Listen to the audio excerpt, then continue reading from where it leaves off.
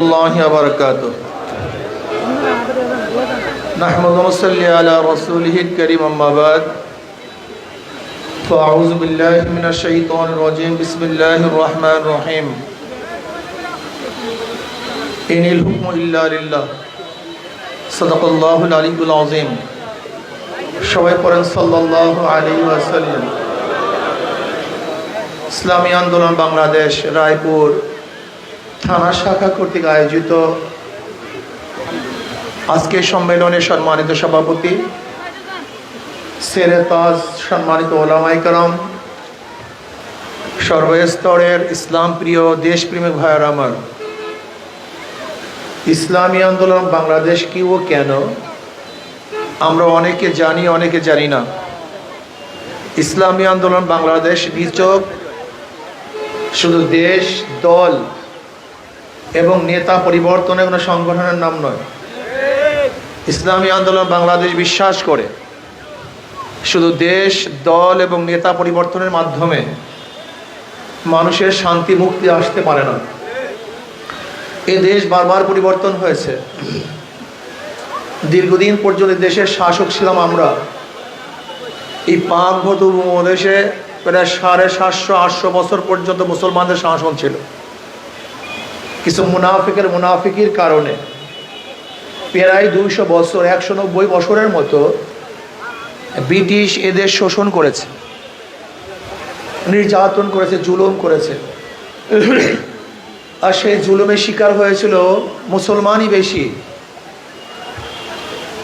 1803 ইসাই সালে যখন ব্রিটিশ দিল্লি দখল করেছে, ওই সময় শাহ ওয়ালিউল্লাহ মুহাদ্দিস দিলবর রহমতুল্লাহ আলাইহির বড় সন্তান শাহ আব্দুল আজিজ সাহেব রহমতুল্লাহ ঘোষণা দিয়েছিলেন, আজকের থেকে পাকভূত উপমহাদেশ দারুল ইসলাম নয়, দারুল হরব। ব্রিটিশদের বিরুদ্ধে আন্দোলন করা প্রত্যেকটা মুসলমানদের জন্য ফরজে আইন।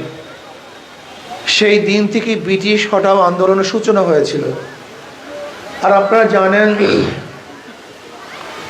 ব্রিটিশ হটাও আন্দোলনের সবচেয়ে বেশি জীবন দিয়েছিল মুসলমান। ইন্ডিয়ান গেটের মধ্যে ব্রিটিশ হটাও আন্দোলনে যারা শহীদ হয়েছে, মারা গিয়েছে, তাদের নাম লেখা আছে। এর মধ্যে সবচেয়ে বেশি সংখ্যায় কারা? মুসলমানদের মনে রাখতে হবে, এটা প্রত্যেকটা মুসলমানের সন্তানকে মনে রাখতে হবে। ব্রিটিশ হটাও আন্দোলনের সূচনাও করেছিল মুসলমান, এবং সবচেয়ে বেশি রক্ত দিয়েছিল কারা ভাই? মুসলমান। আন্দোলনের সূচক এবং সর্বাধিক যারা সমর্থন করেছিল, পার্টিসিপেট করেছিল, তাদের আন্দোলনের ভিত্তিতে ব্রিটিশ এদেশ থেকে ভাগতে বাধ্য হয়েছে। ভেবেছিলাম এবার মানুষ মুক্তি পাবে, শান্তি পাবে, কিন্তু আমরা কি দেখলাম? ভারতের সংখ্যাগরিষ্ঠ মানুষগুলি মুসলমানদের উপর আবারও নির্যাতন করতেছে, নিপীড়ন করতেছে, শোষণ করতেছে, অত্যাচার করতেছে। মুসলমানরা চিন্তা করছে মুসলমানদের জন্য আলাদা ভূখণ্ডের প্রয়োজন, এক দেশের প্রয়োজন। আর মুসলমানদের আন্দোলনের ভিত্তিতে পাকিস্তান নামে একটা দেশ আমরা অর্জন করেছিলাম। আপনারা জানেন, পাকিস্তান নামীয় দেশের পিছনে একমাত্র চেষ্টা সাধনা ছিল কারা? মুসলমানরা, অন্য কেউ না। এই মুসলমানদের কারণেই পাকিস্তান সৃষ্টি হয়েছিল। পাকিস্তানের দুইটা অংশ, পশ্চিম পাকিস্তান, পূর্ব পাকিস্তান। ভেবেছিলাম মুসলমানদের জন্য যেহেতু স্বতন্ত্র কান্ট্রি হয়ে গেছে, দেশ হয়ে গেছে, এখন শান্তি পাবো, মুক্তি পাবো। কিন্তু পশ্চিম পাকিস্তানের লোকগুলি বৈষম্য করছে পূর্ব পাকিস্তানের মানুষের সাথে। আবার এই পূর্ব পাকিস্তানের মানুষগুলি স্বাধীনতা অর্জন করার জন্য, মুক্তি পাওয়ার জন্য, শান্তি পাওয়ার জন্য, বৈষম্য দূর করার জন্য 71 এ দেশটাকে স্বাধীন করে নাই, পাকিস্তান থেকে ভাগ হয়ে গেছে। ভাগ হয়ে স্বাধীন হয়ে গেছিলাম। ভেবেছিলাম এইবার শান্তি পাবো, মুক্তি পাবো। শেখ সাহেবের নেতৃত্বে আওয়ামী লীগের দলের প্রধান হিসাবে সে দায়িত্ব নিলেন। কিন্তু কি দেখলাম? 74-এর দুর্ভিক্ষ, যে দুর্ভিক্ষে এমন প্রকাট আকার ধারণ করেছিল, সেখানে মানুষ কচু, শাক, ঘাস না খেয়েছিল হাজার হাজার মানুষ, মারাও গেছে বহুত লোক। এরপরে ৭৫-এর ঘটনা। এরপর আবার দেখলাম জিয়াউর রহমান সাহেব ক্ষমতা গ্রহণ করেছেন। ভেবেছিলাম এবার আর বৈষম্য থাকবে না, এবার মানুষের দুঃখ থাকবে না। কিন্তু ৭১ থেকে শুরু করে ২০২৪ পর্যন্ত যারা এই ক্ষমতায় ছিল তারা কি করেছেন? দুর্নীতিতে ৫ বার চ্যাম্পিয়নশিপ লাভ করছে। এই যে বিএনপি সরকার দুর্নীতিতে ৫ বার চ্যাম্পিয়নশিপ লাভ করছে। বিএনপি সরকার সহ আগেকার সরকারগুলি। আমরা কি দেখেছিলাম? ৯১-তে খালেদা জিয়া ক্ষমতায় আসছে, ভেবেছিলাম পুরুষরা পারে নাই, এবার মহিলারা পারবে। কিন্তু ৯১ থেকে ৯৫ পর্যন্ত পারে নাই। ৯৬-তে আবার আওয়ামী লীগ ক্ষমতা আসছে, ভেবেছিলাম বিএনপি পারে নাই, আওয়ামী লীগ পারবে। আবার ২০০১-এ ওই হারুয়া পার্টি বিএনপিকে আবার ক্ষমতা নিয়ে আসছি, ভেবেছিলাম শিক্ষা পেয়েছে এবার পারবে। কিন্তু ২০০১ থেকে ৫ পর্যন্ত আবার অত্যাচার, অবিচার, জুলুম, নির্যাতন, আবার মানুষ আন্দোলন করেছে, সংগ্রাম করেছে। তত্ত্বাবধায়ক সরকার নিয়ে এসছে, তাদের আন্ডারে ভোট দিবে। কিন্তু না, আবার ২.৫ বছর মঈনুদ্দিন ফখরুদ্দিনের সরকার দেখলাম, ভেবেছিলাম এবার মানুষ শান্তি পাবে। এরপর প্রশাসনী নির্বাচনের মাধ্যমে শেখ হাসিনা ১৬টা বছর জুলুম করেছে, অত্যাচার করেছে, অবিচার করেছে। আবার মানুষ বৈষম্য বিরোধী আন্দোলনের জন্য ঝাঁপিয়ে পড়ছে। কেউ গোপনে ছিল, কেউ ওপেনে ছিল। যারা গোপনে ছিল তাদের জন্য একটা সুযোগ ছিল, যদি হারতো তাহলে বলতো আমরা নাই। কিন্তু আমরা যারা ওপেনে ছিলাম আমাদের কোনো সুযোগ ছিল না। কথাটা বুঝাতে পারিনি। যারা গোপনে ছিল তারা বলতো আমরা এই আন্দোলনে নেই, আমরা সংগ্রামে নেই। যেরকম বিএনপি আগে ঘোষণা দিয়েছিল এই আন্দোলনের সাথে আমরা সম্পৃক্ত না। আপনারা দেখেছেন যে জুলাইয়ের ১৮ তারিখ এবং ২৪ তারিখ ফখরুল ইসলাম আলমগীর সাহেব বলেছেন এই আন্দোলনের সাথে আমরা সম্পৃক্ত না। আবার অনেকে মিটিংও করেছিল, এমনকি আগস্টের ৩ তারিখ ৪ তারিখ অনেকে মিটিং করেছিল। যাই হোক, আমি নাম বলবো না। অনেকে আওয়ামী লীগের সাথে ৩ তারিখ ৪ তারিখ মিটিং করেছিল। কেউ গোপনে ছিল, কেউ নেপথ্যে ছিল। লেকিন আমরা কথা বলে না কেন, আমরা রাস্তায় ছিলাম, আমরা ওপেনে ছিলাম, আমরা ঘোষণা দিয়েছিলাম আগামী ৫ তারিখ জনগণের গণভবন জনগণ দখল করবে।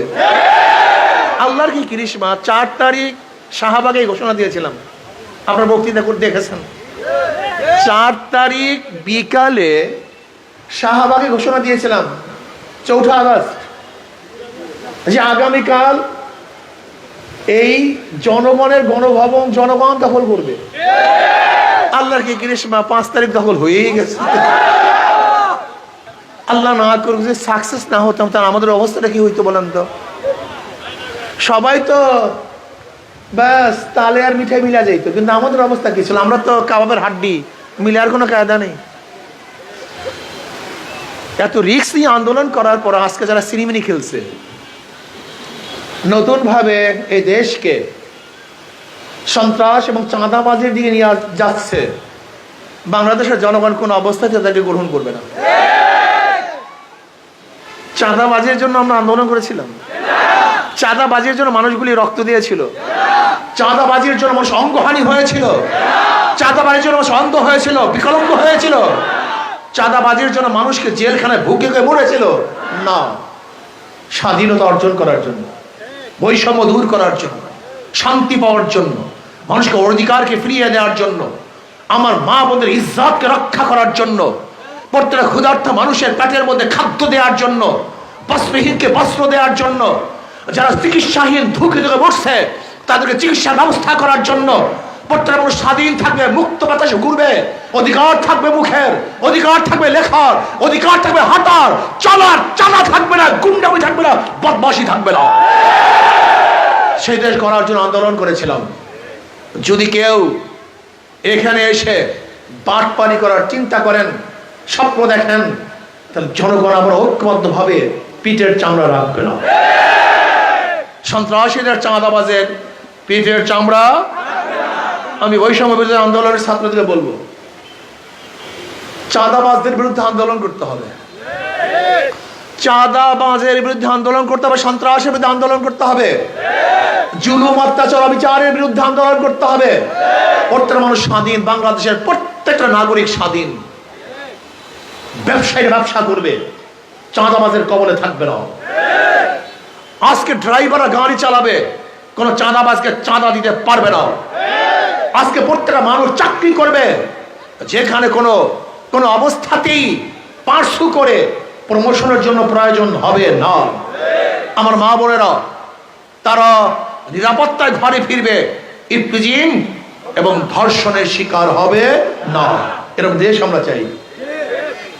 আর শরিয়া আইন বাস্তবায়নের ব্যতীত এই মানুষের অধিকার বাস্তবায়ন সম্ভব না।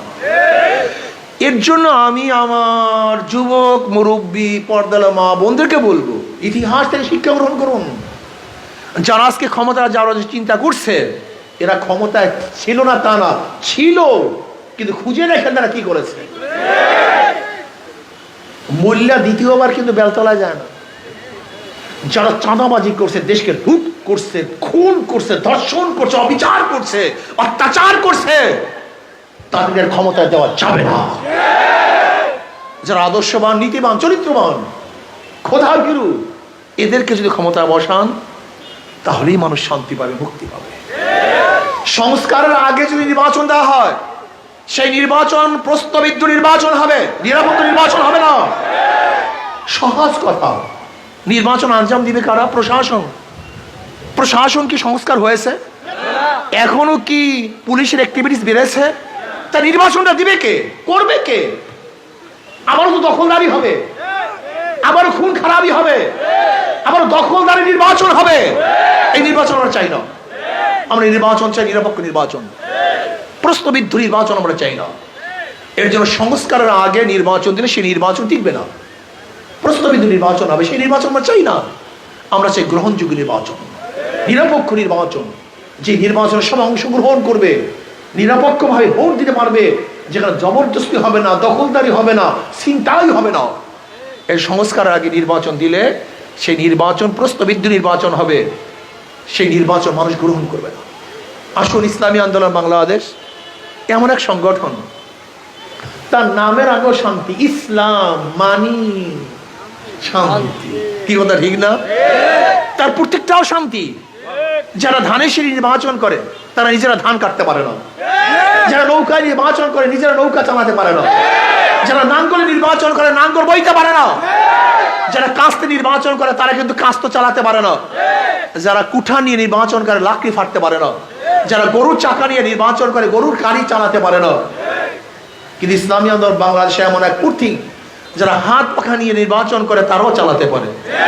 যারা সাপোর্ট করে, তারাও চালাতে পারে। হাত পাখা এমন এক প্রতীক, কাউর প্রতীক শোয়ার সময় বুকের উপরে থাকে না, না নৌকা থাকে, না ধানি শীষ থাকে, না নাঙ্গল থাকে, না দাড়িপাল্লা থাকে, কিন্তু হাত পাখা এমন এক নির্বাচন, এমন এক মার্কা, যেটা ঘুমের সময় মানুষের কলিজার সাথে থাকে। এই প্রতীকটা হলো শান্তির প্রতীক। আমি বিশ্বাস করি ইসলামী আন্দোলন বাংলাদেশের নামের সাথেও যেরকম শান্তি, তার প্রতীকের মধ্যেও শান্তি। ইসলামী আন্দোলন বাংলাদেশ যে প্রতীক ব্যবহার করে, এটা সবাই, মুসলমানরাও চালাতে পারে, হিন্দুরাও চালাতে পারে, গরিবরাও চালাতে পারে, ধনীরাও চালাতে পারে, পুরুষরাও চালাতে পারে, মহিলারাও চালাতে পারে, বড়রাও চালাতে পারে, ছোটরাও চালাতে পারে। অন্য কোনো প্রতীক কিন্তু সবাই ব্যবহার করতে পারে না। এই প্রতীকের মধ্যে বিশাল রহস্য, গুরু রহস্য নিহিত আছে। এটা এমন এক প্রতীক, সবার প্রতীক, সর্বজনীন প্রতীক, সব জাতের প্রতীক, সব গোত্রের প্রতীক, সব মানুষের প্রতীক।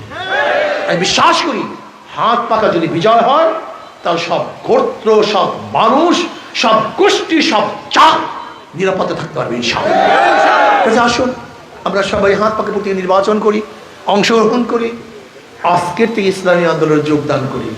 আল্লাহ আমাকে আমাদের সবাইকে ইসলামী আন্দোলনে অংশগ্রহণ করে বাংলাদেশের শান্তিময় এক দেশ করার তৌফিক দান করেন। খাস করে ফিলিস্তিন মুসলমানদের জন্য দোয়া করেন, যেন ফিলিস্তিন মুসলমানদেরকে আল্লাহ পাক হেফাজত করেন, ভারতের মুসলমানদেরকে আল্লাহ পাক হেফাজত করেন, গোটা দুনিয়ার মুসলমানদেরকে আল্লাহ পাক হেফাজত করেন। আল্লাহুম্মা